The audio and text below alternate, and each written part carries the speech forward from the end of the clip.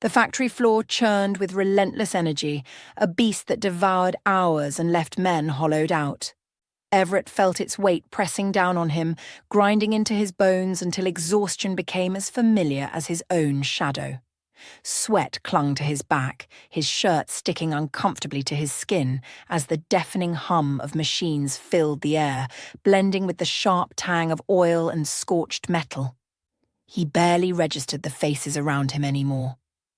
Why would he? They were all cut from the same cloth, their expressions etched with the same weariness, their eyes dulled by the grind. When the whistle finally shrieked, signaling the end of another 12-hour shift, Everett didn't wait. He moved like a man on autopilot, bypassing the cluster of co-workers at the clock-out station. They lingered out of habit, exchanging the same tired jokes about showing up again tomorrow because they had no other choice. Everett didn't care to join in. What was there to say? The factory owned their time, their bodies, their futures, and gave them just enough to scrape by. Never enough to breathe. The bar greeted him with a familiar embrace. Dim lights cast tired shadows across sticky floors, and the faint sour smell of spilled beer clung to the air like a stubborn ghost. Everett slid onto his usual stool, the cracked vinyl creaking under his weight. He raised 2 fingers to the bartender, who nodded without a word, and moments later, a pint of something cheap and a shot of something sharp appeared in front of him. He stared into the amber liquid as if it might hold answers, some revelation about where it had all gone wrong. Why wasn't he enough? For the factory? For his family? For himself? The questions spun endlessly in his mind, as monotonous as the clatter of the machines he'd left behind. Around him, the other regulars filled the air with a blend of gruff laughter and hollow bravado. Their voices rose and fell, peppered with crude jokes and stories nobody cared to finish. Everett tuned them out. He wasn't here for camaraderie. He was here to drown, to let the drink wash over him until the edges of his life blurred and softened. Everett! The sound of his name pulled him from his thoughts, low and steady, like the toll of a bell. He looked up and saw Simone standing at the entrance. Her silhouette was backlit by the soft glow of the streetlights outside, casting a faint halo around her.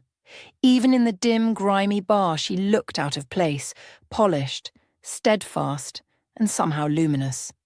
A star in a place that hadn't seen light in ages. "Simone," he muttered, his voice gravelly and low. Her lips pressed into a thin line as she crossed the room. Her footsteps were soft but deliberate, and her gaze didn't waver. She stopped in front of him, her hand slipping into her pocket to pull out a few crumpled bills. She placed them on the counter without a word, a quiet gesture that spoke volumes.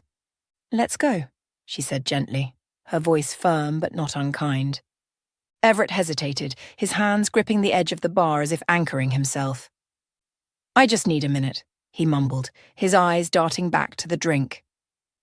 Simone crouched slightly to meet his gaze, her hand brushing against his arm. "You've had enough, Ev," she said softly. Her voice carried something deeper than concern. It was the quiet insistence of someone who'd carried him through these nights more times than she cared to count. "Come on, let's get you home." Home. The word stung more than it should have. What kind of home did he even have to offer her? With a deep sigh, Everett let her help him to his feet. Her arm slipped under his, steadying him as they made their way out. The ride home was steeped in silence, broken only by the low hum of the car engine. Everett stared out the window, watching the city lights stretch and blur into streaks of colour as they sped past. He didn't look at Simone, though he could feel her presence steady and warm beside him. She didn't ask about his night or press him to talk. She never did. That was one of the things he loved about her, her ability to sense when he needed quiet. When they reached their one-bedroom apartment, Simone slipped the key into the lock, her movements precise and careful, as if not to disturb the stillness of the night. The apartment was small but carried the soft, lived-in comfort of a place they had worked hard to make their own. Inside, she moved through the cramped space with the grace of someone who had learned to make do. Their 2 children were already asleep in their tiny shared room, tucked under a patchwork quilt that Simone had sewn herself. Sadie, their 7-year-old, clutched a well-loved book to her chest, her little face serene in sleep. 4-year-old Eli sprawled on his side, his crayons scattered across the floor where he'd left them after dinner, a half-finished drawing of a rocket ship still on the table. Simone bent down carefully to gather the crayons, her movements slow and deliberate so as not to wake them. Everett leaned against the couch, watching her through heavy-lidded eyes. The exhaustion that clung to him all day felt unbearable now, amplified by the guilt he couldn't shake. "You don't have to do all that right now," he muttered, his voice low and hoarse. He closed his eyes, feeling the ache seep deeper into his bones.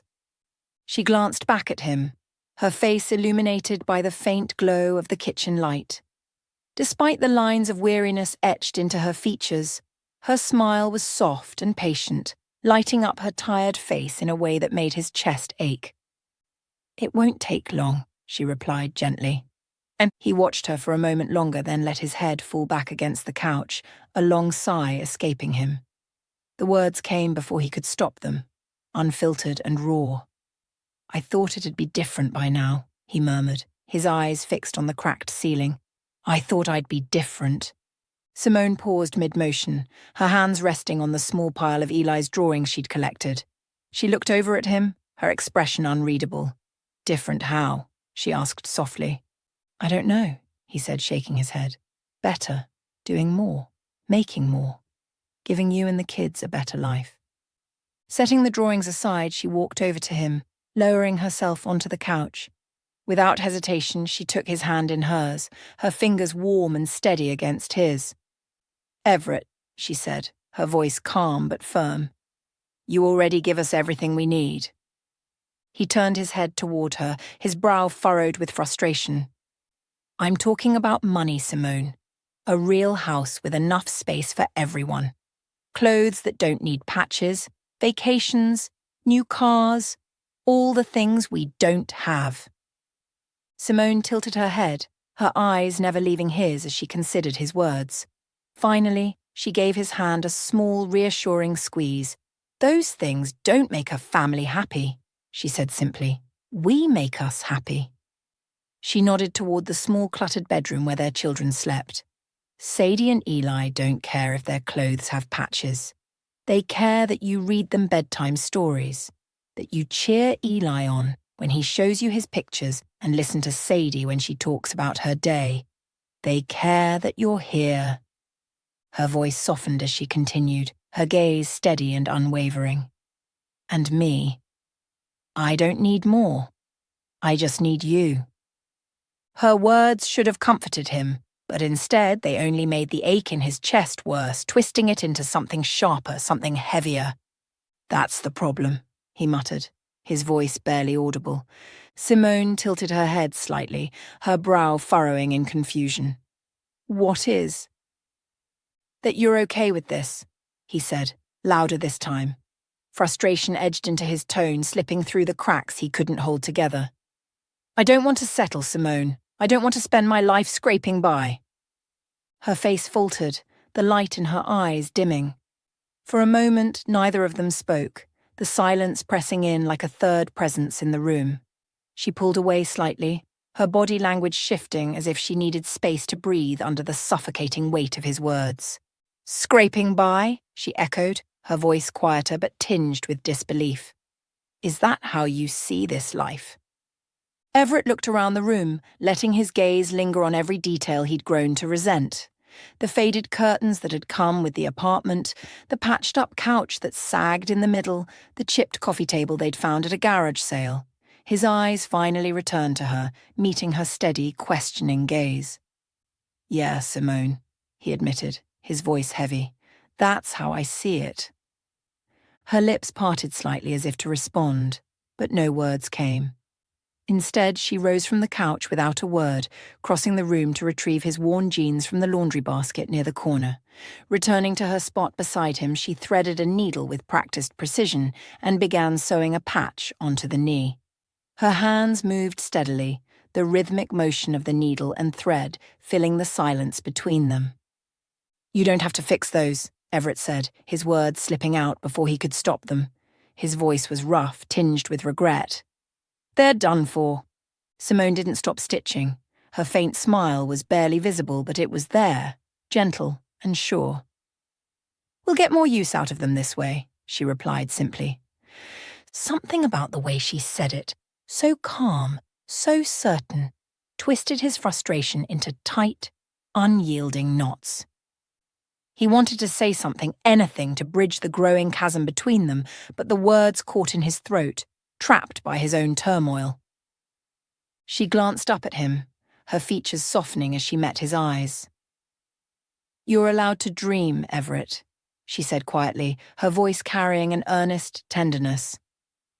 "I'll always support you in that, but don't forget to see what you already have." He nodded, though the motion felt hollow. "Yeah," he mumbled, though he wasn't sure he believed it. Simone's gaze lingered on him for a moment longer before she returned her focus to the jeans in her lap. Her hands resumed their rhythmic stitching, and Everett felt like the room had grown unbearably small, like the weight of his own inadequacy had filled every corner. Later that night, as they lay in bed, Simone's breathing evened out beside him, soft and steady. Everett stared at the ceiling, his eyes tracing the familiar cracks that spiderwebbed across the plaster. His mind churned, restless and raw. To Simone, their life was enough. Patched jeans, cramped rooms, and shared laughter. She saw a world held together by love, by small victories and quiet joys. But to him, it never would be. The weeks slipped by in a blur, each day bleeding into the next until Everett lost track of time. Now he sat on the cold floor of their bedroom, staring at the blank notepad in front of him, as though it held the answer to his mounting frustration. His fingers gripped a pen, but no words came, his thoughts tangled in a web of doubt. Around him, empty coffee cups lay scattered, silent witnesses to hours spent in the same spot, chasing an idea that refused to take shape.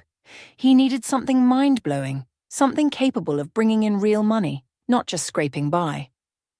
From the living room, the soft hum of the vacuum cleaner punctuated the quiet. Simone's weekend ritual was in full swing, her determination to brighten their small apartment evident in every swipe of the vacuum and every rearranged cushion. Occasionally she passed by the doorway, her eyes flicking to Everett with a mix of curiosity and quiet encouragement. "You okay?" she asked, pausing by the counter with a damp rag in hand.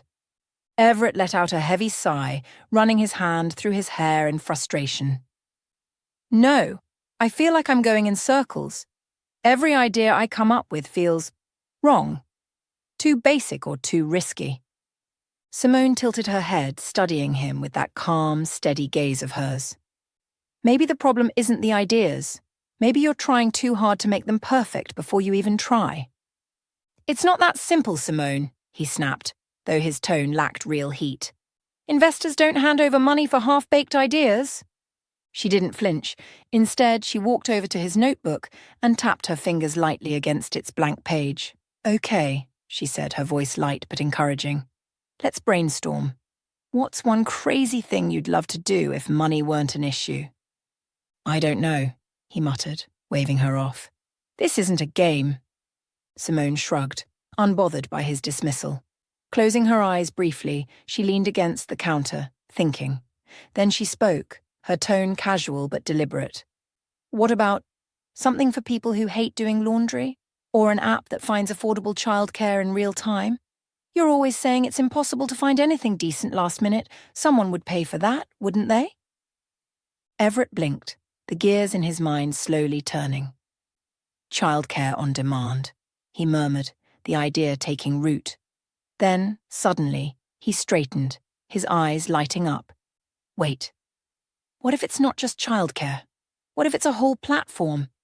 A service that helps people manage the small but time-consuming things in their daily lives, cleaning, tutoring, errands, all in one place?" Simone's face broke into a wide grin. "There you go. Now you're thinking." The spark in his chest grew into a flame as he grabbed his pen, his hand flying across the notepad. Words and diagrams filled the page as he poured out his thoughts, each idea building on the last. The noise of the apartment faded into the background as he worked, his focus unbroken. Simone must have kept the kids occupied, knowing better than to let them interrupt when he was in this state. By the time he finished, an hour and a half had passed. The notepad was no longer blank, but alive with possibilities. Everett sat back, his chest rising and falling with the exhilaration of progress. For the first time in weeks, he felt like he'd accomplished something. Later that evening, he stared at his phone, debating his next move. There was only one person he could think to call, someone who could help bring the idea to life. His former co-worker, a sharp mind with a talent for tech, might see the potential where Everett needed help. The phone rang, and Everett braced himself for the response as he explained the concept. There was a long pause on the other end before the man finally spoke.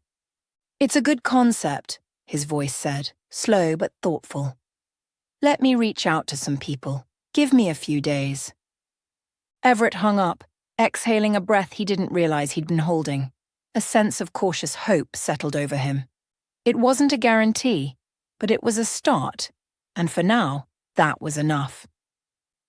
The next few days dragged on like weeks. At first, Everett was brimming with excitement, riding the high of possibility, but as time stretched on, doubt crept in, gnawing at the edges of his confidence. What if the idea wasn't as good as he thought? What if the investors dismissed him outright? Or worse, laughed them out of the room? Late in the afternoon on the third day, just as he was getting ready to leave work, his phone rang. The sudden sound startled him, and he almost dropped it in his haste to answer. His heart pounded as he swiped to accept the call. "Hello?" His voice cracked slightly. "We've got a bite, a big one." His former co-worker's voice was electric with excitement, skipping over any formalities. "There's an investor flying in later today and they want to meet. This is huge, Everett, but listen, they'll want to see confidence. Be ready." Everett's chest tightened. The initial thrill of the news was quickly overtaken by anxiety. Confidence. "Right," he stammered. I'll get ready."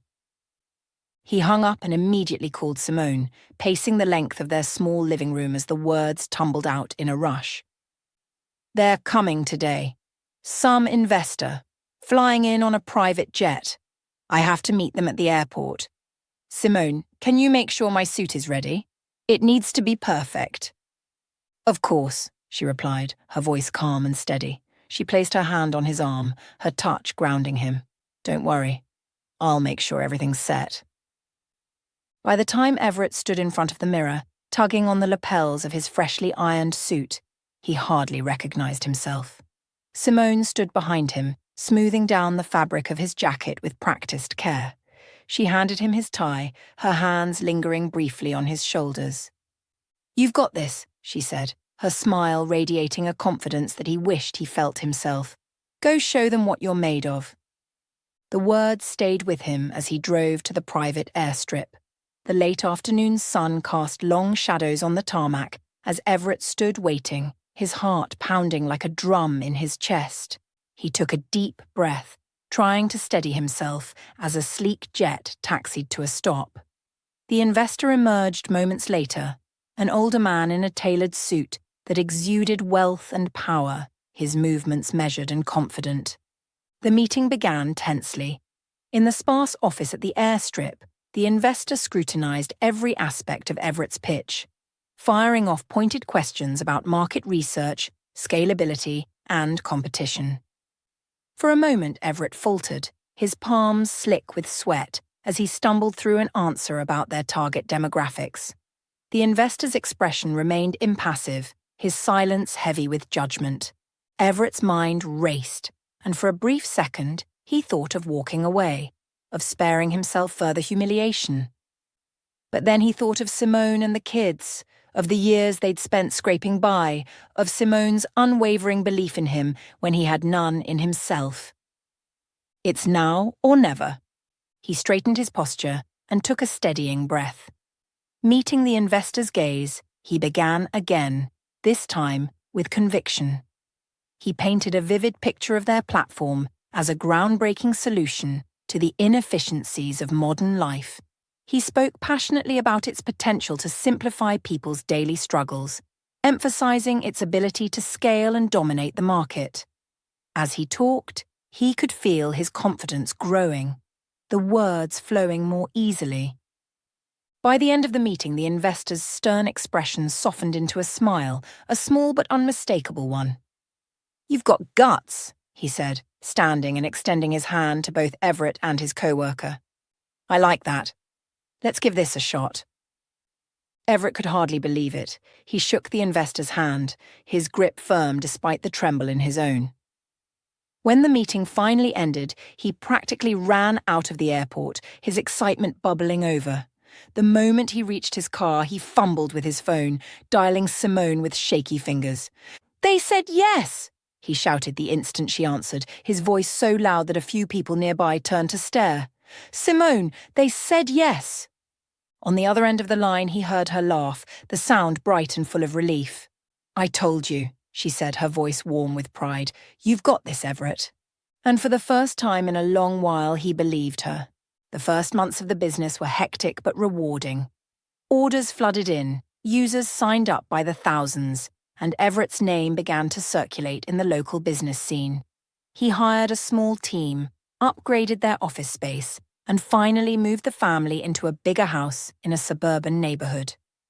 Simone was proud of him, of course. She celebrated his success with genuine joy, even as the late nights and early mornings meant Everett was home less and less. He missed dinners and bedtime stories regularly. The children needed him. So she had to talk to him. At first, he felt guilty.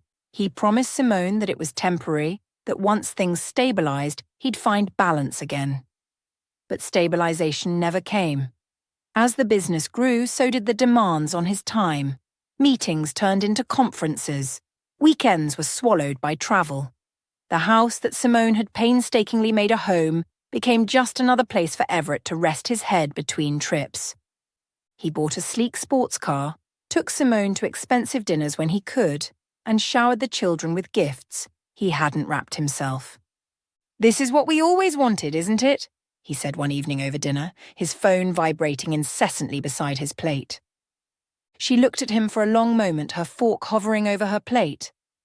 "I wanted you, Everett," she said quietly. Everything else. It doesn't mean much without you here to share it." He frowned, not quite meeting her eyes. "You don't understand what it takes to make all this work. I'm doing this for us, Simone, for the kids." She didn't argue. She knew it wouldn't change anything. But later that night, as Everett worked in his home office and Simone tucked the children into bed alone, she wondered whether they'd truly gained anything at all. Days had turned into weeks, and she could no longer ignore the chasm that had opened between them. He rarely called unless it was about work, and even when he was home, he was a ghost. Like a distracted figure gliding through the house, his mind far from where his body stood. She tried to rationalize it, telling herself his absence meant the business was thriving, but deep down something about it felt off. One late afternoon, after an eerily quiet morning, she decided she couldn't take it anymore. The kids were at school and the house felt suffocating in its emptiness. She grabbed her bag and went to his office unannounced. He hadn't been home in days, which was now a usual occurrence. The receptionist greeted her with a smile that wavered when she said who she was. "Oh, hi, Mrs. Warren," the woman greeted, shifting nervously in her seat. Simone's brow furrowed. "Is Everett in? I was in the area and thought I'd surprise him." A pained look crossed the young woman's face. "I'm sorry, but Mr. Warren hasn't been in the office for the past couple of days. I thought he might be working remotely." The words landed like a blow. She managed a polite nod before turning and walking out of the building with different thoughts buzzing in her head. Where had he been? On the drive home, her worry grew. Could something have happened to him? Had he gotten caught up in some kind of business scandal he couldn't tell her about? Her imagination conjured 1,000 scenarios, each worse than the last. It was getting to 3 days and she hadn't heard from him. The urge to rush to the police increased each minute. By the time she got to the house, she was calling his number with trembling hands, praying that he was fine. "Hey, Simone." His voice was calm, relaxed even. Relief washed over her, but it was quickly replaced by a nagging doubt. "Everett, are you okay? The office said you haven't been in. I've been worried." "Oh, yeah, I've just been taking meetings off-site," he replied breezily, as though it was the most natural thing in the world. "I'll be back later tonight, okay? Gotta run." The line went dead before she could say more. That evening, as the sky darkened and a cool breeze swept through the neighborhood, Simone decided to run out for groceries. Everett's favorite dish deserved the best ingredients, and after the day he'd had, she wanted to celebrate his success with something special. She walked briskly back home, her mind on the recipe, when the low rumble of an approaching engine drew her attention. A sleek black limousine slowed to a stop nearby, its polished surface gleaming under the streetlights. Simone's heart skipped a beat. It looked eerily like the one that had come to pick up Everett on those rare, thrilling occasions when his work started to show promise.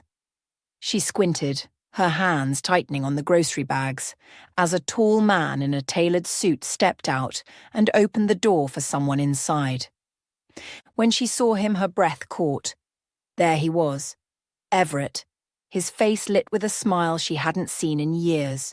He looked lighter, carefree, almost like the man she'd first fallen in love with. For a brief moment her heart swelled, thinking how far they'd come. But then another figure emerged from the car, a woman in a striking red dress, her laughter ringing out like wind chimes. The woman leaned into Everett with an easy familiarity, her hand brushing his chest, and then, like a punch to the gut, Simone saw her kiss him. Not a fleeting peck, but something more intimate, more deliberate.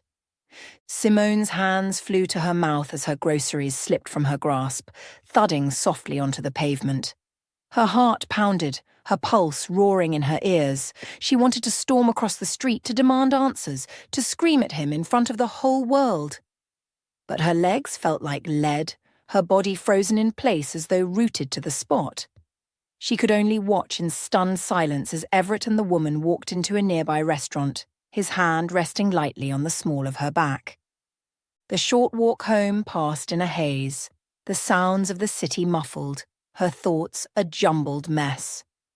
When she reached the house, she stopped outside to call the children, forcing her voice into a steady tone.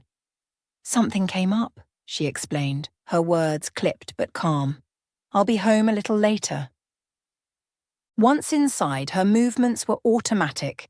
She placed the keys on the counter with precision, set the groceries aside, and methodically put away the children's shoes left scattered near the doorway. But when she paused in the living room, her composure wavered. There he was, Everett, sitting on the couch, scrolling casually through his phone, looking for all the world like nothing had happened. The sight made her chest tighten, a sharp pain radiating through her ribcage. She thought she might break, the weight of betrayal pressing down on her. She could cry, scream, or demand the truth, but the faint sound of the children giggling upstairs stopped her. Their laughter tethered her to the moment, forcing her to swallow her emotions and lock them away somewhere deep inside. Drawing in a slow, steady breath, Simone stepped into the room, her face an unreadable mask. "You're home late," Everett remarked, not looking up from his phone. She smiled faintly, a smile that didn't reach her eyes. "So are you." Her words hung in the air, heavy and deliberate, but Everett didn't seem to notice. He simply nodded, oblivious to the storm brewing just beneath her calm exterior. Dinner that night passed uneventfully on the surface. The table was set as it always was, the food served with quiet efficiency. But the air between them was thick with unspoken tension. Simone spoke little, her words clipped and neutral, while Everett kept glancing at her when he thought she wasn't looking. He sensed something was off, but he didn't press her, leaving the silence between them to grow heavier with every passing minute. The silence stretched on for days, a fragile tension that hung over the house like a storm waiting to break. Neither of them spoke about it, their conversations reduced to practicalities, school schedules, grocery lists, bedtime routines. But beneath the surface, every shared glance and unspoken word felt like walking on eggshells. Finally, one evening after the kids were asleep, Everett stood in the doorway to their bedroom. He lingered there for a moment, his shadow stretching across the floor. His voice, when he finally spoke, was quiet, but heavy. "You know, don't you?" Simone sat on the edge of the bed, her back to him. Her fingers toyed absently with the hem of her shirt, but her posture was rigid, braced. She didn't look up right away. "I saw you," she replied, her voice calm but laced with steel. Everett sighed, stepping into the room. He didn't sit beside her, keeping a cautious distance. "I didn't mean for it to happen like this, Simone. He hesitated, the words catching in his throat. "I've been unhappy for a long time." Her head snapped up, her eyes blazing with anger and disbelief. "You've been unhappy?" she repeated, her voice rising despite her best effort to stay composed. "Everett, do you even realize?" She stopped herself abruptly, closing her eyes and taking a steadying breath. She wouldn't yell. Not tonight. He sank into the armchair by the window, running a hand through his hair. "I didn't want to hurt you," he said softly, his tone almost pleading. "But for the first time in years, I feel like I'm living. I'm not working 12-hour shifts, barely scraping by. I feel free." Simone's laugh was bitter, sharp. "Free," she echoed, her voice low but trembling with restrained fury. "And what about me, Everett? What about this family? Did you feel free when we were patching up old clothes and praying we'd make rent? Did you feel free when I stayed up every night helping you figure out the business that gave you this so-called freedom?" Her words hit him like a slap, and he flinched, his face pale. He opened his mouth as if to respond, but said nothing, his gaze fixed on the floor. A long, heavy silence stretched between them, the weight of unspoken words filling the room. Finally, Everett spoke again, his voice careful and measured, as if afraid of shattering what little remained. "I think it's best if we separate," he said, avoiding her eyes. "Amicably, quietly. I'll make sure you and the kids are taken care of, financially." Simone's jaw tightened, her hands clenching into fists at her sides. "I don't want your help," she said, her voice cutting through the air like a blade. "I don't need your money, Everett. You've already given enough." He looked at her, his expression a mix of guilt and resignation. Perhaps he'd expected tears, begging, or even a fight. But there was none of that. Just her unflinching gaze and the unbearable weight of her words. After a moment, he nodded once, stood, and walked out of the room without another word. Simone remained seated, her body stiff, her breath shallow. She didn't move until she heard the front door close behind him. The sound echoed through the quiet house, final and irrevocable. And that was when her composure cracked. Silent tears streamed down her face as she buried her head in her hands, her shoulders shaking under the weight of a heartbreak she hadn't allowed herself to feel until now. The walls she'd so carefully built came crumbling down, and for the first time she let herself grieve. Not just for the betrayal, but for the life they had once shared, and the family she had fought so hard to hold together. The sobs came in waves, raw and unrelenting. She curled up on the bed, her shoulders shaking as years of frustration, betrayal and heartbreak poured out all at once. She didn't notice the small footsteps padding into the room until Sadie's tiny hand rested on her shoulder. "Mommy, why are you crying?" the little girl whispered with her big eyes filled with concern. Eli followed close behind, clutching his stuffed bear. "Did Daddy make you sad?" Simone wiped at her face and pulled her children close. "No, sweethearts. Mommy's just tired." Sadie looked up at her. "Don't cry, Mommy. We love you." Eli nodded, wrapping his arms around her. The simple gesture grounded her, reminded her of what truly mattered. In the days that followed, she began to piece herself back together. The hurt was still there, not that she could deny it. It took more from her to explain to Sadie and Eli that their father wouldn't be coming anymore.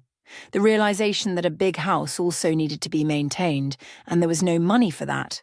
So she started contemplating on what to do. However, she had to remember that she wasn't just a wife or a mother. She was Simone, a woman who'd once had dreams of her own. She remembered the spark she'd felt as a teenager painting murals at the community centre, the joy of creating something beautiful. Inspired, she picked up a sketchbook and pencil and started again. It was surprising that she could still do a lot despite leaving it for a long while. Slowly, the months passed by. Sometimes easy, sometimes it was excruciating. Someone had her make a mural for an event, and that was when she decided to focus on her artistic skill, hoping that it would bring something in for the family. A year later, Simone sat at her small but tidy desk, staring at the screen where her business plan glowed brightly. The journey to this moment had been anything but easy, but she had rebuilt herself, piece by piece, with sheer determination. Every sleepless night, every moment of self-doubt had led her here. The smell of freshly brewed coffee filled the room, mingling with the faint hum of the laptop's fan. "Mom, are you nervous?" Sadie's sweet voice broke the silence as she skipped into the room, her hair bouncing with each step. Simone turned, her face softening at the sight of her daughter. Sadie tilted her head, her big, curious eyes studying her mother intently. "A little," Simone admitted, setting her mug down and pulling Sadie onto her lap. "But it's the good kind of nervous." "Like before a spelling bee?" Sadie asked, swinging her legs. Simone laughed, brushing a stray curl from Sadie's forehead. "Exactly like that." Her children had been her driving force. Through every tough moment, every step forward, their laughter and love reminded her that life didn't stop, even when it hurt. They had been her reason to get back up and keep building. She kissed Sadie's cheek, smoothing down her dress. "Be good for Mrs. Harper, okay? I'll be home by dinner." Sadie nodded enthusiastically before skipping out of the room.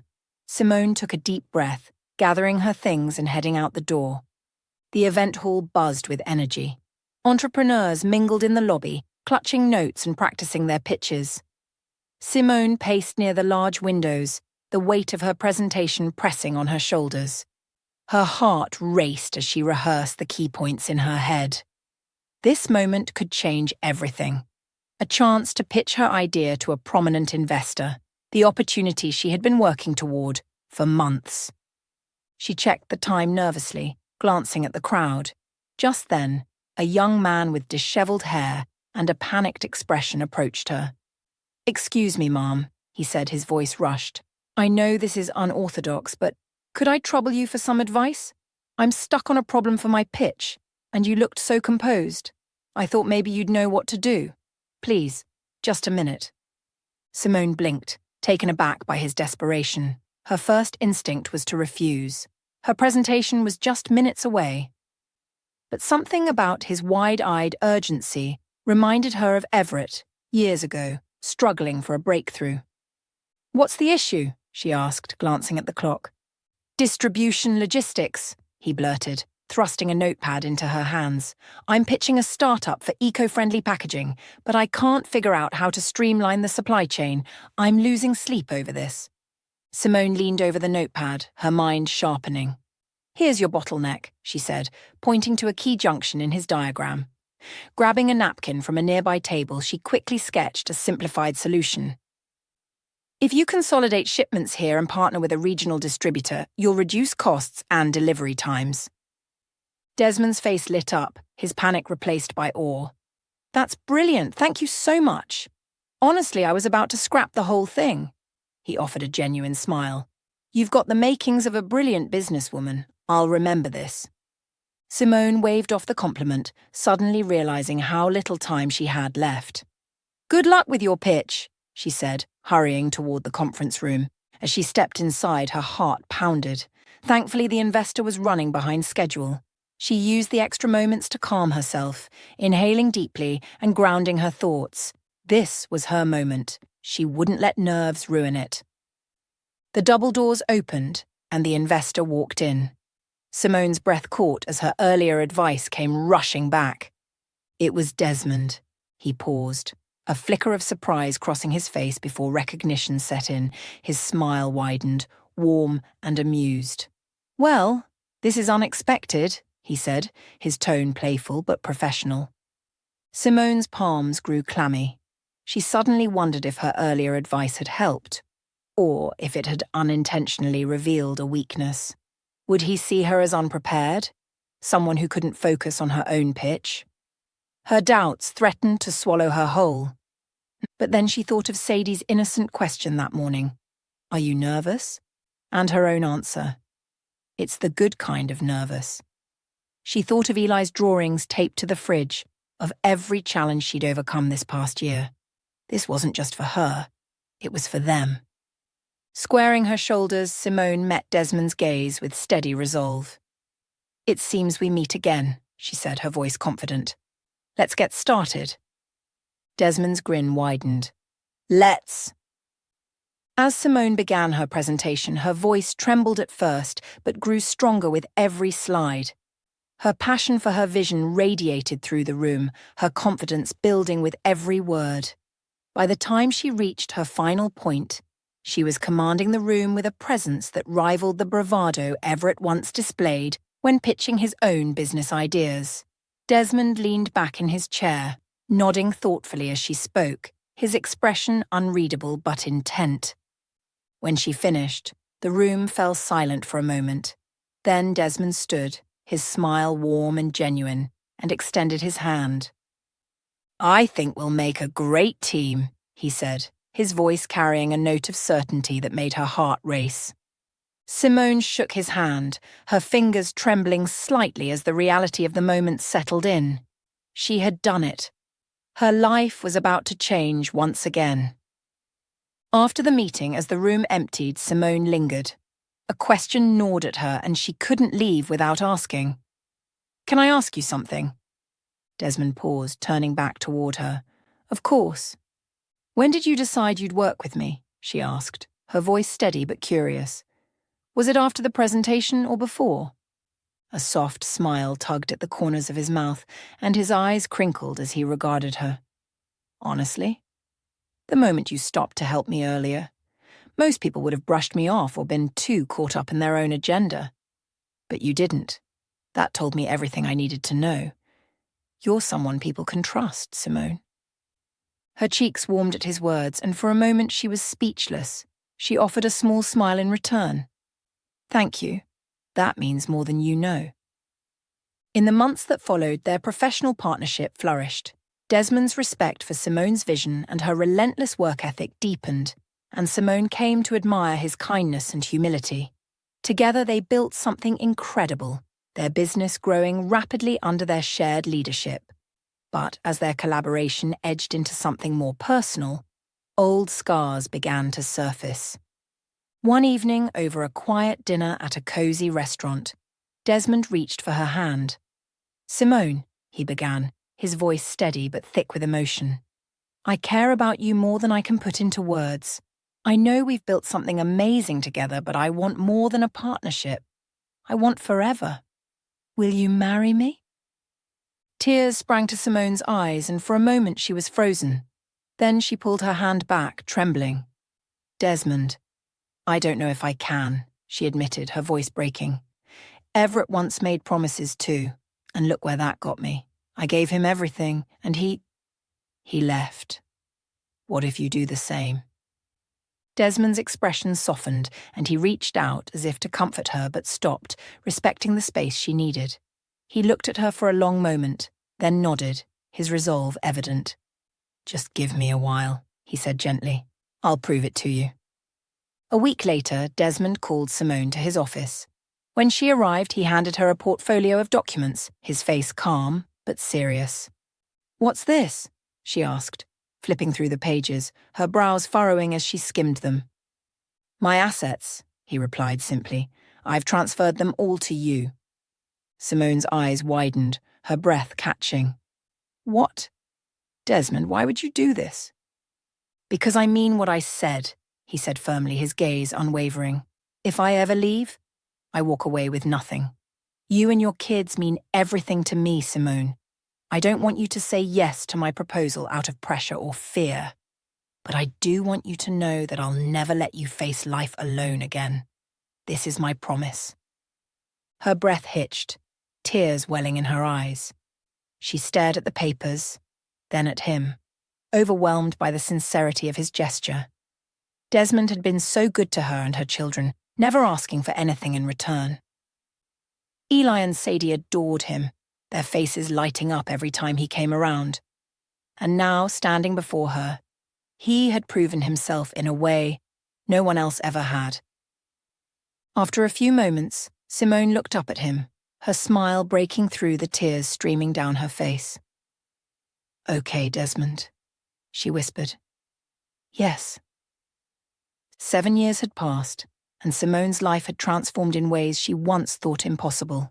Her business had flourished, and her days were filled with a joy she had barely dared to dream of. Desmond had been true to every word he'd spoken, standing by her side through triumphs and challenges alike. Together they had built not just a thriving business, but a loving family, welcoming their daughter, Chloe, into the world. Eli and Sadie doted on their baby sister, their laughter filling the house with warmth. On a crisp autumn morning, the family landed at a private airport after a week-long retreat. The sun bathed the tarmac in a golden glow as the jet's stairs descended. Chloe giggled as Simone helped her navigate the steps, her little hands gripping her mother's for balance. "I'm going to beat you to the car," Chloe declared, her tiny legs already sprinting across the tarmac. Desmond chuckled, swooping her up in midair and spinning her around as she shrieked with laughter. Simone smiled, her heart full as she watched her family. But as they walked toward the waiting car, a figure by another vehicle caught her eye, and her breath hitched. It was Everett. He stood by a weathered sedan, thinner and worn, his once polished confidence replaced by a haggard, defeated air. His clothes hung loosely on his frame, and his posture was stooped, as if the weight of his choices had finally caught up with him. When his eyes met Simone's, he froze, the shock evident in his expression. Simone's pulse quickened, but only briefly. She steadied herself, drawing strength from the man at her side. Desmond, sensing her unease, placed a reassuring hand on her back. Everett stepped forward hesitantly, forcing a weak smile. "Simone, you look—" His voice cracked, searching for words. "You look beautiful." Simone regarded him for a moment, her gaze calm but distant. "Thank you, Everett," she said evenly. For a brief moment, the past hung between them like a shadow, memories of struggle, heartbreak, and the years she had spent rebuilding herself, but she quickly straightened, her eyes flicking to her husband and daughter. "I have to go now," she said, her tone firm but polite. "Take care." With that, she turned and walked away, her heels clicking softly on the asphalt, each step exuding quiet confidence. Desmond gave Everett a brief glance, neither hostile nor friendly, before following his wife holding Chloe securely in his arms. Everett watched them go, a wave of nausea and despair washing over him. The woman he had once dismissed as part of his old, burdensome life had risen to heights he could now only dream of. The family she had rebuilt was a stark contrast to the emptiness that defined his own existence. As the limousine doors shut behind her, sealing her world away from his, the weight of his loss crashed down on him. He had gambled on fleeting freedom and lost everything that truly mattered. Later, Everett sat on the edge of a weathered park bench, clutching a worn briefcase. His fingers drummed nervously against the cracked leather, the gesture betraying his inner turmoil. His contact approached, impeccably dressed, with an air of practiced efficiency that only added to Everett's unease. "You're meeting someone who values family above all else," the man began without preamble, his tone flat and dispassionate. "He doesn't just invest in business ideas, he invests in people with principles." The words hit Everett like a blow to the gut.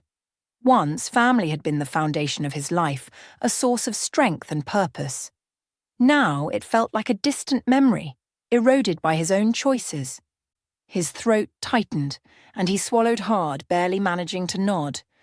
"What happens if I don't meet those standards?" he ventured, his voice barely above a whisper. The question was more rhetorical than genuine, a reflection of his spiraling doubts. The man glanced at him, his expression sharp with disapproval. "Then you walk out of that room empty-handed," he replied curtly, his words as unyielding as the world Everett had chosen to leave behind. As the man walked away, his footsteps fading into the hum of the city, Everett remained rooted to the bench. His chest tightened and his mind churned for solutions. Only one idea surfaced, desperate and dangerous. Standing outside Simone's lavish home, Everett stared at the front door for longer than he wanted to admit. The mansion's grand exterior loomed, its pristine lawns and towering gates serving as silent reminders of how far apart their lives had grown. Summoning what little courage he had left, he knocked. Simone opened the door moments later, her expression shifting from mild surprise to guarded neutrality. The faint scent of freshly baked bread wafted out, a reminder of the homey warmth he had abandoned. Her tone, steady and firm, broke the silence. "What do you want, Everett?" Stepping inside, he couldn't help but notice the photos adorning the walls. Frames filled with snapshots of joy and togetherness, all featuring a man he didn't recognize, Desmond. The contrast between her current life and the chaos he had plunged into was glaring. "I need your help," he confessed, his voice almost breaking under the weight of his words. He turned to face her with eyes that seemed to have aged. "I have this investor meeting. They care about family and I need to show them I'm still someone who values that." Her eyes narrowed, crossing her arms instinctively. "And you think I'm going to pretend we're still a family?" she countered, trying to hide the disbelief in her voice. "Simone, it's not about us," he urged, his voice rising slightly as desperation seeped through. "It's about showing them I'm still worthy of trust. This could change everything for me. Help me climb back up."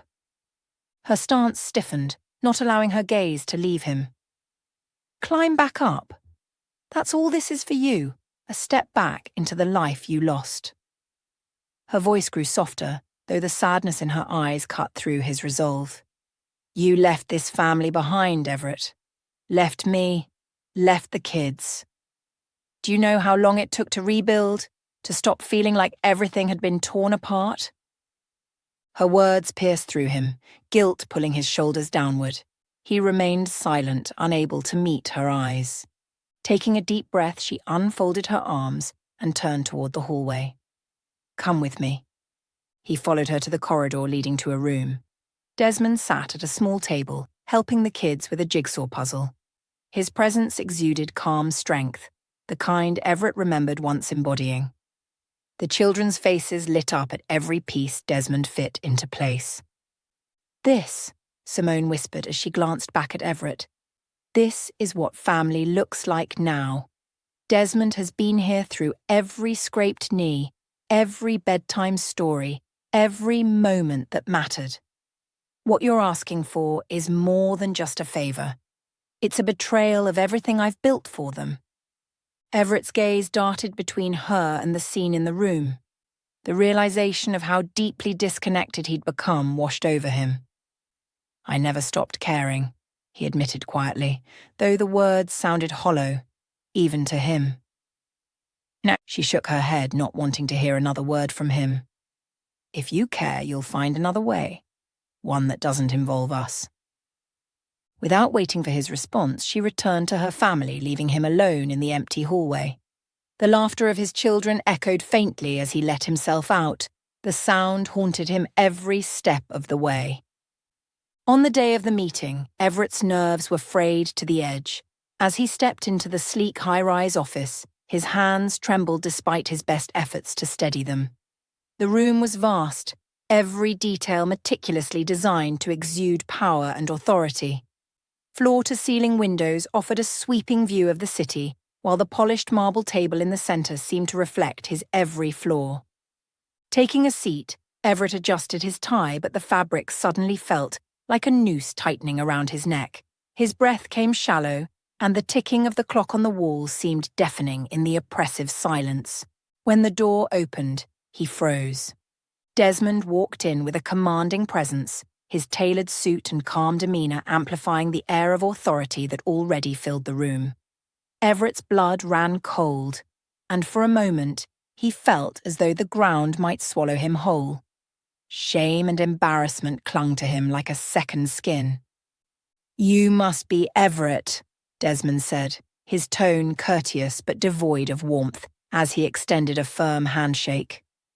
Everett managed a nod, his mouth dry and his face flushed.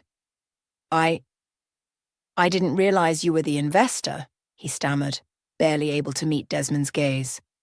Desmond's expression remained composed, though a flicker of something, curiosity perhaps, passed across his eyes. "Please have a seat," he said, gesturing to the chair Everett had vacated in his panic. Everett sat stiffly, his heart pounding in his chest as Desmond took his place at the head of the table. The silence stretched unbearably before Desmond leaned forward slightly, his gaze sharp and probing. "Tell me something," Desmond began, his voice calm but deliberate. "What drives you?"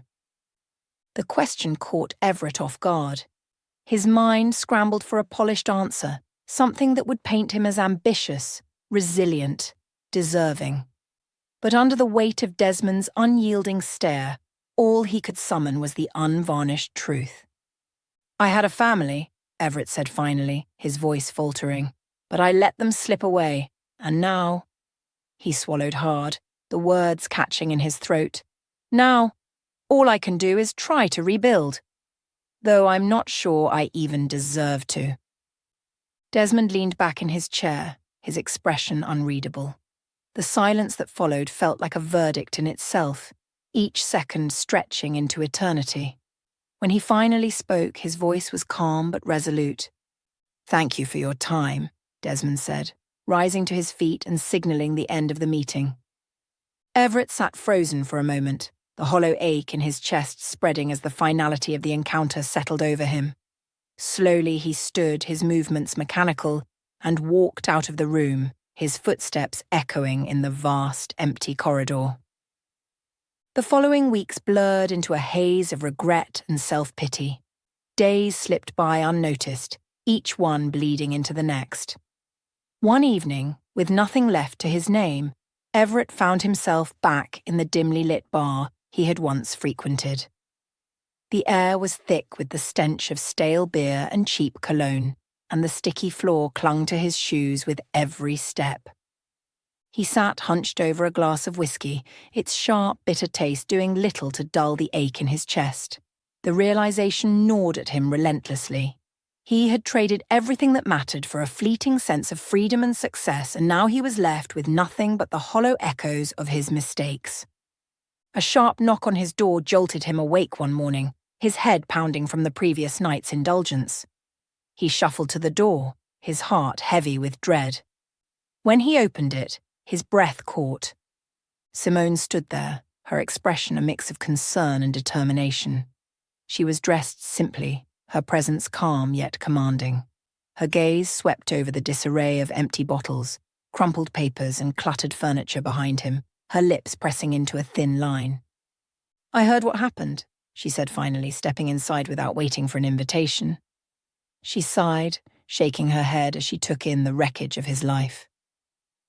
"And I thought, maybe it's time you got a second chance." Everett blinked, the unexpected offer rendering him speechless. His voice cracked when he finally managed to speak. "Why?" he asked, his question laced with confusion and vulnerability. Simone met his gaze, her eyes softening. "For the kids," she said simply, but there was more in her expression. Compassion, yes, but also a flicker of pity and the faint remnants of the love she had once felt for him. It wasn't romantic anymore, but it was still human, still kind. Over the months that followed, Simone became a steady presence in Everett's life, though she made it clear that her support came with boundaries. She encouraged him to reconnect with Eli and Sadie, but always on her terms, and with the understanding that her new life with Desmond and Chloe would not be disrupted. At first, the process was awkward. The children were hesitant, unsure of how to reconcile the father they remembered with the man standing before them now. But slowly, Everett began to find his footing. With Simone's gentle nudges and the children's cautious warmth, he started to rebuild those fragile bonds. He found work. Nothing glamorous, but enough to begin piecing his finances back together. Each small step forward felt monumental, a reminder that redemption wasn't granted overnight but earned through perseverance. Simone watched from a distance, balancing her compassion with the need to protect the life she had built. She could see the changes in Everett, the way he carried himself now with a quiet humility that hadn't been there before. Years later, Everett opened the door to his modest but cozy home, welcoming Simone, Desmond, and the children inside. The space was simple but well kept, a reflection of the quiet stability he had worked hard to build. The aroma of roasted chicken and freshly baked bread wafted through the air, mingling with the sound of children's laughter as Eli, Sadie, and Chloe explored the small but inviting living room. The dinner was unassuming but heartfelt. Everett had prepared the meal himself, and though the dishes weren't extravagant, the care he had put into each one was evident. Around the table, conversation flowed easily, the years of tension and pain gradually giving way to warmth and camaraderie. The children's laughter punctuated the evening, their joy infectious as they shared stories and teased one another over dessert. As the plates were cleared and the conversation began to wind down, Everett reached for a small package wrapped in plain brown paper. His movements were deliberate, almost hesitant, as he slid it across the table towards Simone. "I wanted to give you this," he said quietly, his voice steady but tinged with emotion. Simone looked at him curiously before unwrapping the gift. Inside was a simple wooden frame holding an old photograph of her and the children, taken years ago, during a time when life had been far from easy. The edges of the photo were slightly worn, but it had been carefully preserved. Her fingers brushed over the frame, her eyes softening as she took in the image. "Thank you, Everett," she murmured, her voice quiet but sincere. The significance of the gesture was not lost on her. Everett cleared his throat, his gaze fixed on the table as he spoke. "It's me who should be thanking you and Desmond," he admitted, his voice thick with gratitude. "For everything, for giving me another chance, for helping me find my way back to the man I should have been all along."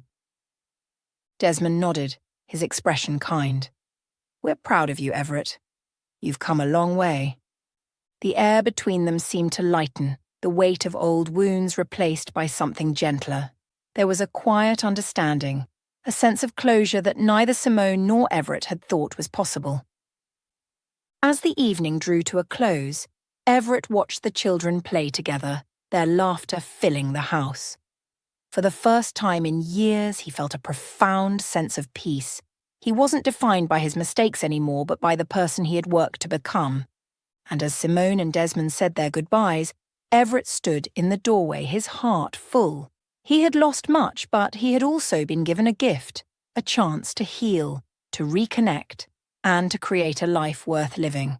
It was a modest life, but it was his, and for that he was endlessly grateful.